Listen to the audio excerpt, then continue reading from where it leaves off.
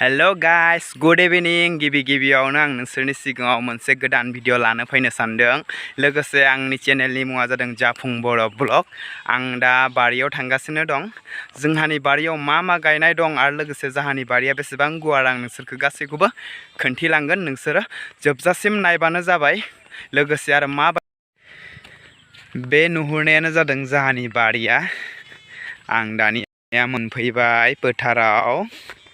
नोंसोरखौ आं खोन्थिनोसै दानिया मा दं जोंहानि बारियाव। नोंसोर नायबानो जाबाय। लोगोसे माबायदि नुदों कमेन्ट खालामनो हागोन नोंसोर। आंनि चेनेलनि मुङानो जाबाय जाफुं बर' ब्लग। नोंसोर गासैबो साबस्क्राइब खालामलायबानो जाबाय। नै थास' गायनाय दं, देरबाय। नायनो हागोन नोंसोरो। बेदर थांबायनो आरो साननैसोबा मोनजासिगोनसो जावनानै। सोरनोबाफोर नांगौबा बुंनो हागोन, कन्टेक्ट खालामनो हागोन। जाबायनो, मोनजाबायनो होनजासिगोन आरो मास मोनसे। बे मास मोनसेनि गेजेराव नोंसोरो नुनो मोनगोन थास' बेदर ओंखारनाय। बेनो जादों थास'फोरा। बुरजायानो दं एसे। आं गायनाय नंगौ, बे आं गायनाय थास'आ। लोगोसे बेयाव दा आं बारियाव हाबनोसै। नोंसोर नाय बारियाव मा दं।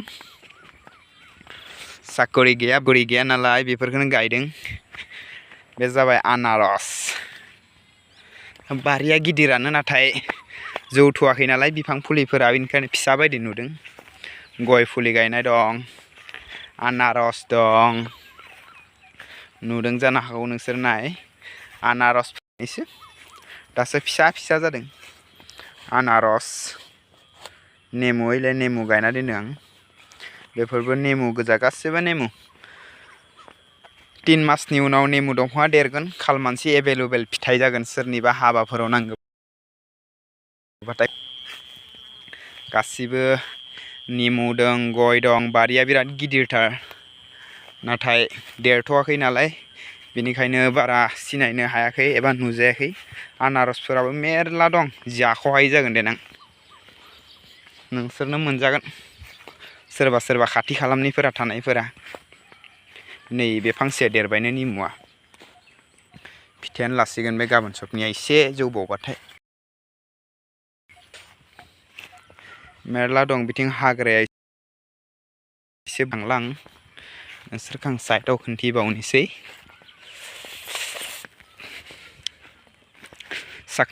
साकरि नांलाया, बेफोरखौनो मेरला गायबाथाय बेफोरावनो मेरला फैसा। ना मा बुङो गाइस। साकरि मोनबाल' जे मानसिया थांना थागोन बेबो नङा। जों बेफोरखौ गायनानैबो गोबां मुलाम्फा मोननो हायो, फैसा। बेनिखायनो साकरिखौल' आं आसा खालामाखै, लोगोसे बेफोरखौबो गायलांदों। जाहाथे दानि जुगावथ' साकरिया बादा बादिसो नालाय। सोरनि खाफालाव मा दं ना मा बुङो गाइस। बेनिखायनो गायखादों। बेफोर थांजोब्बाय बारु थांनायालाय। थांजोब्बाय, बुरजायानो दं। लोगोसे बे दंग'खौ मानो जावदों मिथिदों ना? बेयाव माने दैया एसे जोंनाव गोबांसिन जायो नालाय। दै फैनाय दंग' दं, बिनिखायनो बेफोरथ' थांखाबाय। बेफोरो 5 बोसोरनि उनाव मोनजागोन होनना सानना लाखादो आरो लोगोसे सोरनिबा हाबाफोराव कन्टेक्ट लानानैबाबो हैगोन आं। अफार हैगोन आं, अफार। जाग्रोनोल' हो। बेफोरखौ एसे साफा खालामनांगौ। एसे साफा खालामबाथाय नायदो आरो गोथां गोजाखा आनारसफोराबो। सोरनिबा हाबायाव आं कन्टेक्ट लाना हैगोन। टेनसन लानाङा, अफारावनो हैगोन आं। बेफोरावबो आनारस दं, नायनो हागोन। गयफोरा मेरला गायखादों आं साकरिखौ आखा खालामना थायाखै। नाथाय आं साकरि फारसेबो जुजिदों, गोबां जुजिदों। मोनांल'सो। नोंसोरखौ नायबानो जाबाय। खोन्थिजोब्बाय आं जोंहानि बारिया।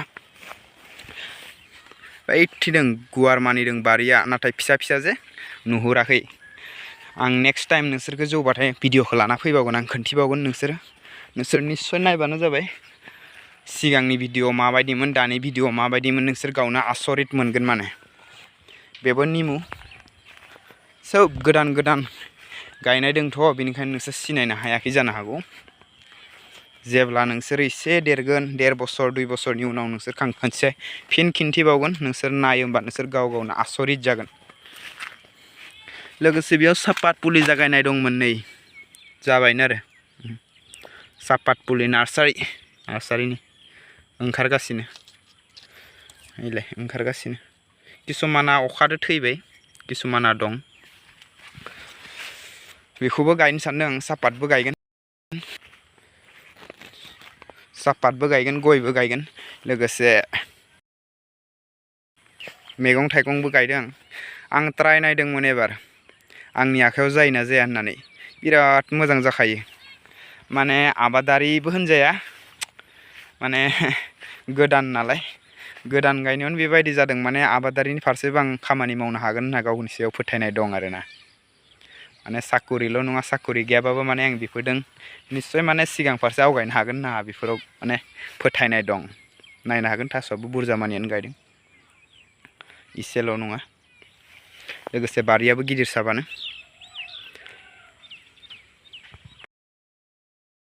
दानिया बुंदो आंनि बारिफोरखौ नुनानै नोंसोर माबायदि मोनखो निस्सय आरो नोंसोर सोरबा बेफोरबायदि गोसो गुदुंफोरा निस्सय बेफोरबायदि निस्सय नोंसोर साकरि नांलाया ओरैनो गोदाव सोराव गुबुनाव खामानि मावनो थांनो दरखार गैया गावनि जायगायावनो बिन्दास थाना गावनि जायगायावनो गोबां नोंसोर बोसोरनै बोसोरथामल' वाइट खाम बिनि उनाव नोंसोर रां खामायनो हागोन बिजों लोगोसे आंनि भिडिअफोरखौ गासैनोबो शेयार खालाम लोगोसे साबस्क्राइब खालाम आरो माबायदि मोनखो नोंसोर गासैबो लाइक कमेन्ट खालामनो दाबावगार बाय बाय दिनैनि भिडिअआ बेसांनोमोन होमबा